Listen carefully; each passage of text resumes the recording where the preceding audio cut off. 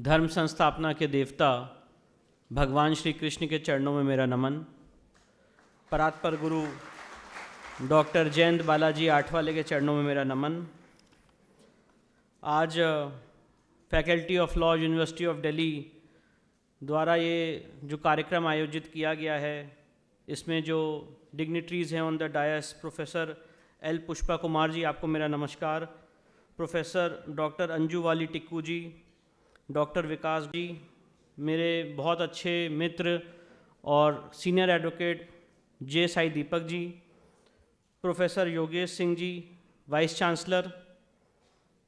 Professor Rajni अब्बी जी, Shri Anoop lather जी, professor Ravindra Kumar ji, और यहाँ पे जितने मेरे साथी, आप सब मेरे सीनियर्स, आप सब यहाँ पे जो इतने लार्ज नंबर्स में फ्राइडे की इस इवनिंग में आए हैं। हम सब लोग लीगल फैकल्टी में जानते हैं कि फ्राइडे की इवनिंग कितनी महत्वपूर्ण होती है। तो आज आप इस इतनी इंटरेस्टिंग टॉपिक पे आज हम सारे लोग यहाँ पे इकट्ठा हुए हैं, इसके लिए आप सबको प्रणाम करता हूँ, आपको नमस्कार करता हूँ। अभी जैसे यहाँ पे मेरे भाई जे साई दीपक ने बहुत एक इंटेलेक्चुअल पहलू से और प्रैक्टिकल एक्सपीरियंसेस से जो वो कोर्ट में फेस कर रहे हैं, अपने एक्सपीरियंसेस आपसे साझा किए, और जो हमारे वीसी साहब ने, प्रोफेसर योगेश सिंह जी ने आपसे अपने एक्सपीरियंसेस साझा किए। तो मैं कुछ बातें आज आपके सामने रखना चाहता हूँ, जिससे मुझे लगता है कि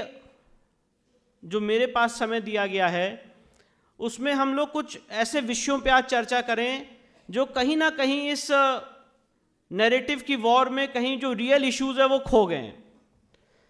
जैसे फॉर एग्जांपल अभी आप सब लोग ने एक बड़ा इंटरेस्टिंग केस, बहुत इंटरेस्टिंग था, वो एक अगली टर्न उसने ले लिया। आपने सुना होगा जो खुजराहो में विष्णु मंदिर की रेस्टोरेशन की बात चल रही थी। अब देखिए कैसे ये पूरी नैरेटिव की लड़ाई लड़ी जाती है, और इसीलिए मैं चाहता हूँ कि आज यहाँ पे जितने लोग आए हैं वो लॉ स्टूडेंट्स भी होंगे,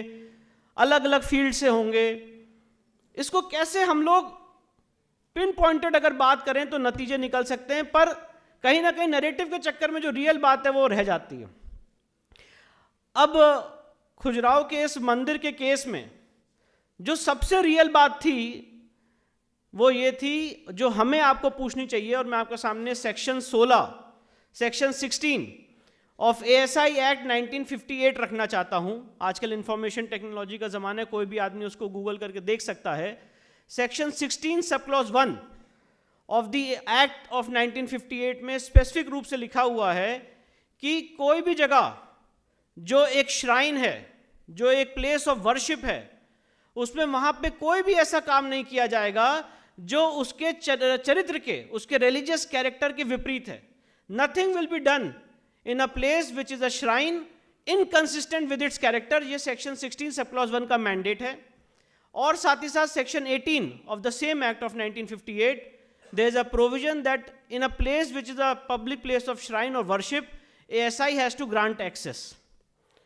तो आज जो पेटिशनर ने सुप्रीम कोर्ट में सवाल पूछा था कि जो विष्णु भगवान का सिर कट गया है इसको रेस्टोर किया जाए, आज उस डिबेट में हमें आपको, भले ही हमारी पेटिशन डिसमिस होगी, और यही बात जे साई दीपक कह रहे थे that we have to learn from the left, इस बात को हम लोग इंटेलेक्चुअली उठा नहीं पाए कि section 16 sub clause 1 of the act तो ये कहता है कि जो अगर एक बहुत बड़ी मैं आपको बताना चाहता हूं आज इस कार्यक्रम के माध्यम से, एक बहुत बड़ा मेंटल ब्लॉक है। मेंटल ब्लॉक ये है कि जो ASI प्रोटेक्टेड मॉन्यूमेंट्स है वहां पे पूजा नहीं हो सकती। सबसे पहली बात मैं आपके सामने बहुत ही दृढ़ता से, स्पष्टता से और बहुत ही रिस्पॉन्सिबली ये बात कहना चाहता हूं कि ये पूर्णतः गलत है कि ASI प्रोटेक्टेड मॉन्यूमेंट में पूजा या कोई और रिलीजियस एक्टिविटी नहीं हो सकती है। ये जो बात आपसे कर रहा है वो एक्ट के खिलाफ काम कर रहा है, एक्ट के खिलाफ बात कर रहा है, क्योंकि एक्ट इसकी इजाजत देता है। ASI प्रोटेक्टेड मॉन्यूमेंट में पूजा हो सकती है, सेक्शन 16 में एक्सेस दिया जा सकता है, पर यह बात हम और आप कहीं ना कहीं इसको उठाने में रह गए, और इस पूरी डिबेट में जिसने एक अगली टर्न लिया, जो रियल इशू था उसके बारे में चर्चा ही नहीं हो पाई। मैं आपसे इसलिए बात कहना चाहता हूं कि आज जो मैंने पूरा एक लीगल जर्नी शुरू की और जो अपने दृष्टिकोण से, अपने अनुभव से समाज को समझा, मैंने बात समझी कि, और यही बात मैं बताना चाहता हूं, अभी मैं भी उस एक फेज में हूं, लर्निंग फेज में, आप सारे लोग उस लर्निंग फेज में हैं, पर आप मुझे दिल से, आज सारे लोग यहां पे जो बैठे हैं, हाथ उठा के बताइएगा, और उसमें मैं, कोई शर्म की बात नहीं है, सबके साथ होता है, मेरे साथ भी है, कितने लोगों ने जो राम मंदिर का जजमेंट सुप्रीम कोर्ट का आया है 2020 1 SCC पेज 1, कितने लोगों ने उसको कवर टू कवर पढ़ा? कितना बड़ा जजमेंट, आप सोचिए। ये बात मैं इसलिए पूछ रहा हूं आपको, ये अपने आप से मैं सवाल पूछता हूं, क्योंकि देखिए, पूरा अगर आप वर्ल्ड की हिस्ट्री देखें, आज जो जेरूसलम में डिस्प्यूट चल रहा है, जिन लोगों ने हमें सेक्युलरिज्म का ज्ञान दिया, आज जेरूसलम का वो डिस्प्यूट पिछले इतने सालों से, 2000 साल से, if I am not wrong, solve नहीं हो पाया है। पर ये सिर्फ और सिर्फ इंडियन जुडिशरी की ताकत थी, हमारी आपकी ताकत थी, लॉ की ताकत थी, कि आज राम मंदिर का डिस्प्यूट 500 साल के बाद सॉल्व हुआ।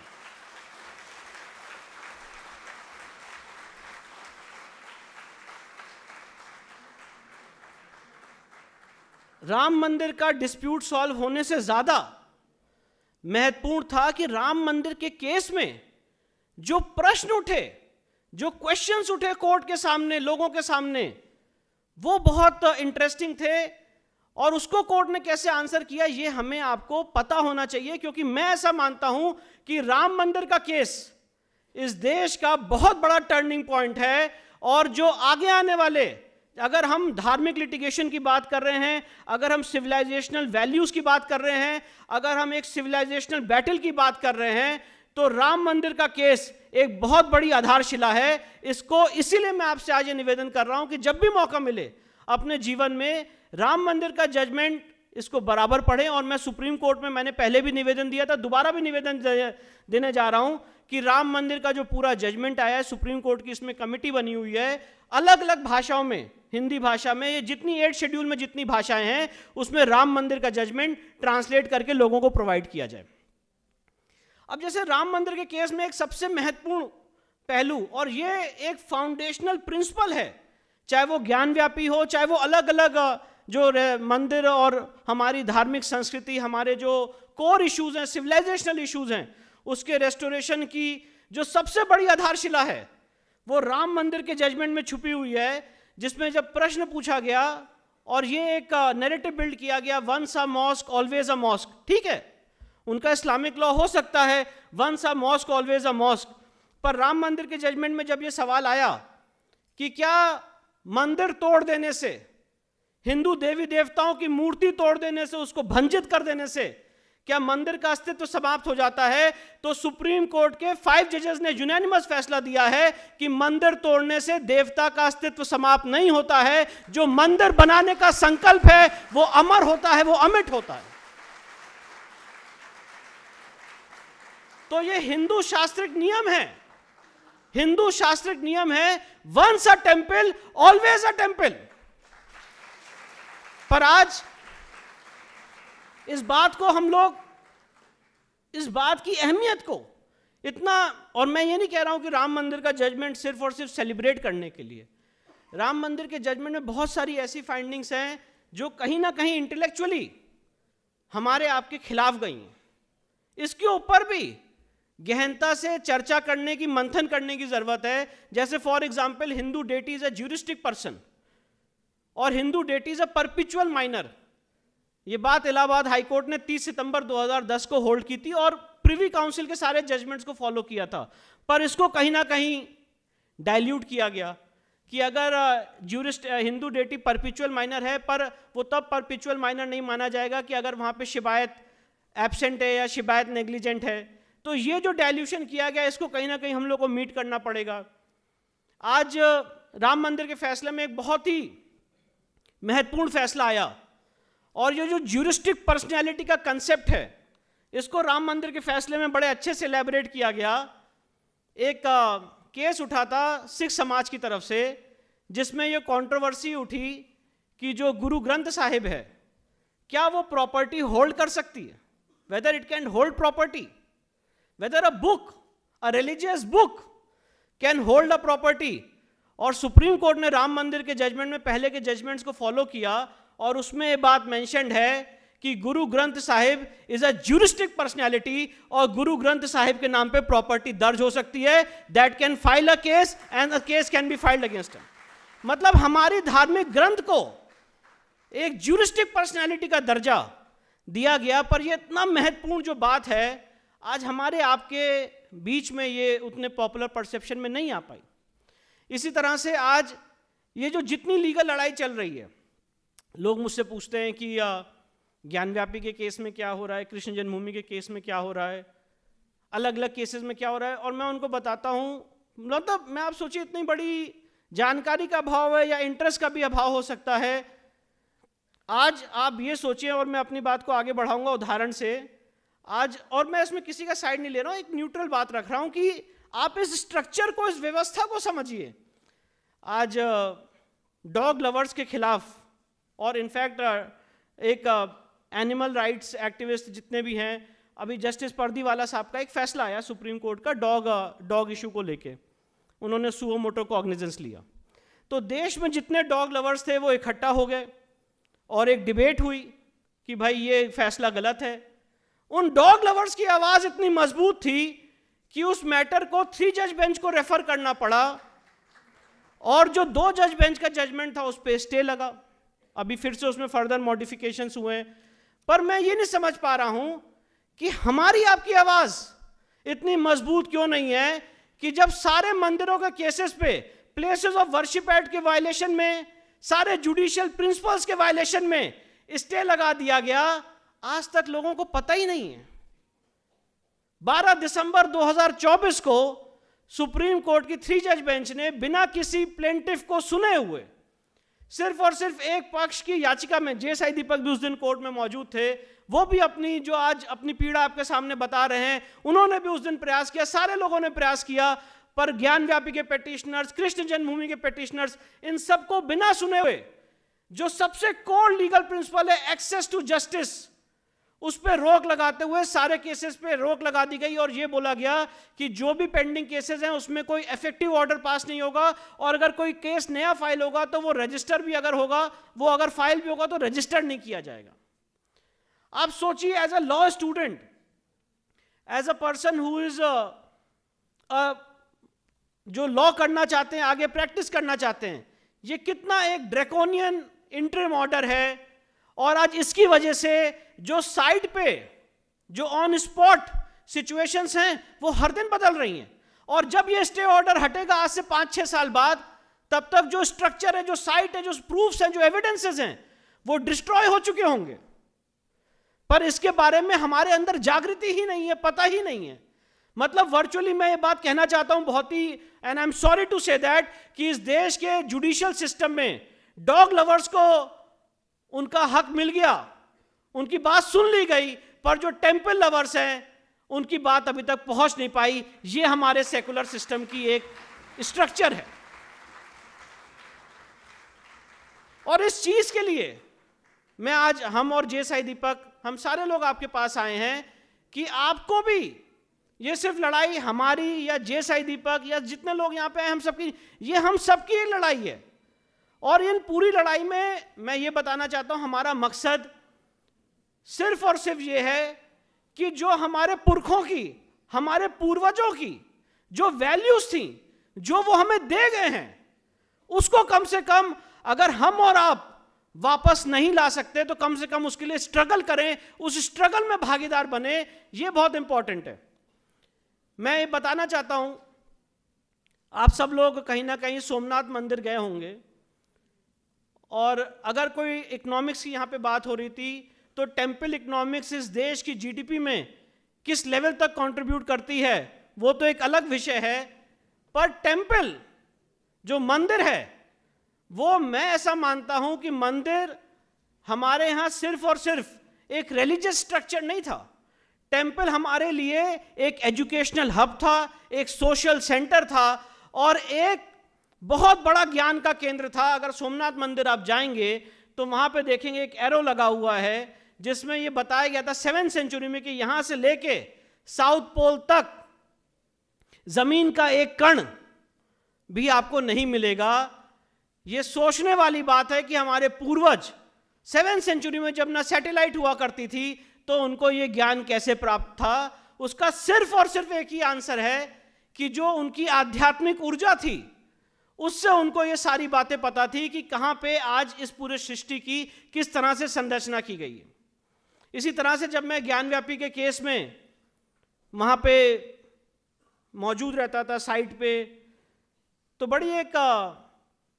लीगल क्षेत्र में तो हम लोग हैं कोर्ट में अपनी बात places of worship act, order 7 rule 11, CPC के प्रोविजन, सुप्रीम कोर्ट के जजमेंट्स, उसके पैराग्राफ्स, उसके आधार पे हम लोग रखते हैं।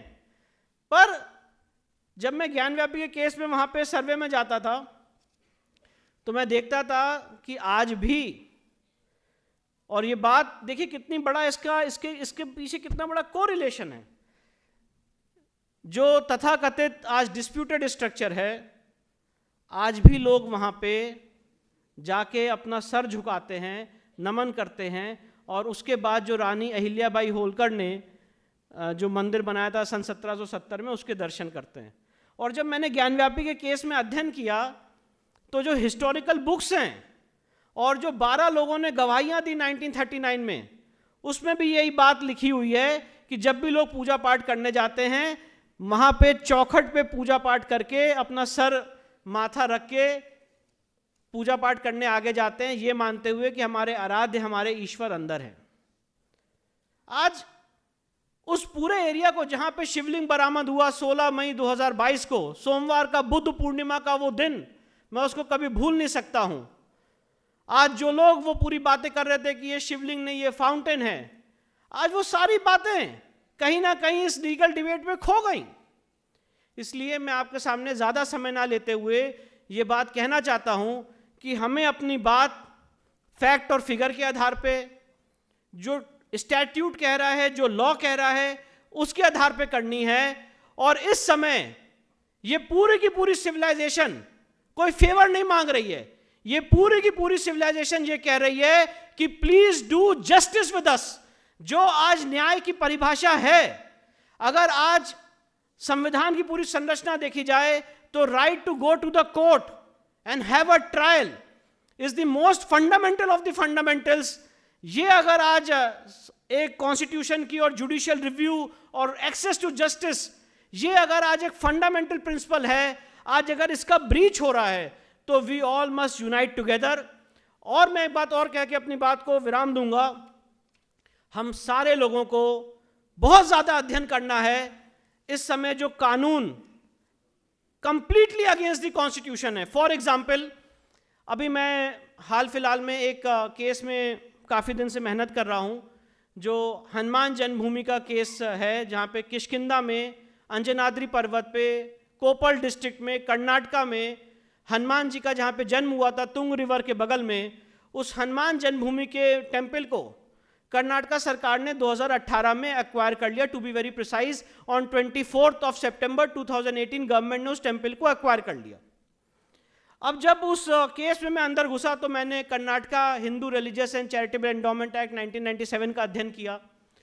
तो उसमें ये पता चला कि ये पूरा का पूरा एक्ट, और जेएसआई दीपक भी अलग अलग चीज़ों की इसकी लड़ाई लड़ रहे हैं, चाहे तमिलनाडु का हिंदू एंडोमेंट एक्ट हो, आंध्र प्रदेश का,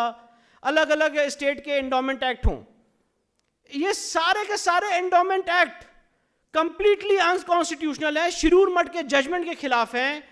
पर आज इसके बारे में हमें आपको जागृति नहीं है। डायरेक्टली जो आज मंदिरों का पैसा है, जो टेम्पल में हम और आप डोनेट कर रहे हैं, अगर वो एक्वायर्ड टेम्पल है या नोटिफाइड टेम्पल है तो उसका पैसा गवर्नमेंट को जा रहा है, इस बात में कोई शक नहीं है। इसके बारे में हमें आपको मिलकर आवाज उठानी चाहिए। मैं ये पूछना चाहता हूं आज इस सभा के माध्यम से कि ऐसा क्यों है कि सरकारों को सिर्फ और सिर्फ टेंपल में मिसमैनेजमेंट दिखता है, किसी चर्च में या किसी मॉस्क में मिसमैनेजमेंट क्यों नहीं दिखता है? और अन्याय की हद देखिए, see the level of injustice कि यू आर प्रिज्यूमिंग कि ये मंदिर है, ये इंपॉर्टेंट मंदिर है, यहां मिसमैनेजमेंट हो सकता है without even any allegation of mismanagement. आप उनको सेक्शन 23 ऑफ कर्नाटका एक्ट में नोटिफाई कर देते हैं। अब पिछले काफ़ी दिनों से केस चल रहा है, अगले इस 19 तारीख को फिर हुबली में, बेलगाम में, धारवाड़ में वहाँ पे केस है, फिर उसके लिए जाएंगे, लड़ाई लड़ रहे। पर बात यह है कि ये पूरा एक्ट क्यों नहीं अनकॉन्स्टिट्यूशनल हो सकता है। इसके लिए 2013 में जेएसआई दीपक तब से काफ़ी लड़ाई लड़ रहे हैं। 2013 में सुप्रीम कोर्ट ने जो 4 राज्यों के एंडोमेंट एक्ट थे, आंध्र प्रदेश, तमिलनाडु, पौंडीचेरी और Telangana, if I am not wrong, उसको सुप्रीम कोर्ट ने उसमें नोटिस जारी किया था। और अभी रिसेंटली 2025 में सुप्रीम कोर्ट ने कह दिया go back to the high court. अब आप सोचिए, जब वक्फ अमेंडमेंट एक्ट 2025 को चैलेंज किया गया तो वो डायरेक्टली मैटर सुप्रीम कोर्ट में एंटरटेन हो गया। पर हिंदू मंदिरों के जो पिछले 12 साल से लोग लड़ाई लड़ रहे थे, सोच रहे थे कि अब इसमें सुप्रीम कोर्ट का जजमेंट आएगा, तो बोल दिया गया go back to high court. तो हम लोगों को इसके बारे में पता ही नहीं है आज वक्फ अमेंडमेंट एक्ट कितना सही है, कितना गलत है। इसमें यूनिवर्सिटी पे अलग अलग कैंपस में, मैं आज यहाँ सारे जो honourable dignitaries on the dais हैं, इनसे रिक्वेस्ट करना चाहूँगा कि इसके बारे में यहाँ पे चर्चा करें, मंथन करें कि किस तरह से कौन कौन से ऐसे कानून हैं, कौन कौन से ऐसे ऑर्डर्स हैं जो वर्चुअली डायरेक्टली अनकॉन्स्टिट्यूशनल हैं। इसके बारे में बात होनी चाहिए। आज ही सुप्रीम कोर्ट में एक हमारा केस लगा था जिसमें मेघालय में जो एक मौसिंगरांग केव है, उसमें एक, आप सब लोग गूगल करके देख सकते हैं, बड़ा इंटरेस्टिंग एक एरिया है जहाँ पे शिवलिंग भी नेचुरल है, प्रकृति द्वारा निर्मित है, और जो जलधारी है वो भी नेचुरल है, प्रकृति द्वारा निर्मित है। वहाँ पे division bench of the high court ने ये होल्ड किया कि यहाँ पे पूजा पाठ होती रहती थी, पर हाल फिलहाल में वहाँ पे लोकल्स ने पूजा पाठ रोक दी है, और वो मैटर उसको उसके बाद डिवीजन सिंगल जज को रेफर कर दिया और कहा कि अगर किसी को डिस्प्यूट है तो सूट फाइल करे। तो इस तरह के जो बेसिक कॉन्स्टिट्यूशनल राइट्स हैं जो आर्टिकल 25 में दिए गए हैं, ये सिर्फ और सिर्फ एक बड़ी बड़ी बातें और डेड लेटर बनते जा रहे हैं। हमें आपको ये प्रतिज्ञा लेनी चाहिए कि जो कॉन्स्टिट्यूशनल वैल्यूज और कॉन्स्टिट्यूशनल नॉर्म्स हैं उसको हम और आप जब भी लॉयर बनेंगे या लॉ एस्पिरेंट्स हैं या प्रैक्टिस में जो लोग हैं उसको इंप्लीमेंट करने के लिए हम लोग काम करेंगे। बस इतनी बात कह के अपनी वाणी को विराम देता हूं।